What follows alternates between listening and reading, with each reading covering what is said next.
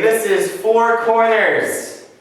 So the way we're going to play it is, if you look here, each corner has a number.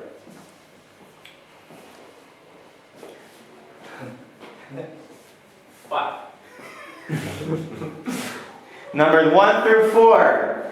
Okay, I'm going to close my eyes and say 4 corners, 4 corners, 4 corners, 4 corners, 3, 2, 1, 0. And everyone's going to run to a corner.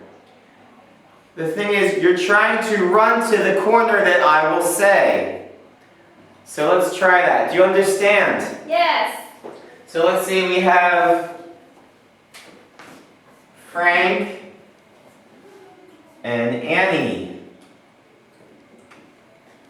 And we're going to see who can get the most points. You get 1 point for going to the corner I say. Okay, are you ready? Go! 4 corners, 4 corners, 4 corners, 4 corners, 3, 2, 1, 0. Number 4. Okay, so Frank gets 1 point.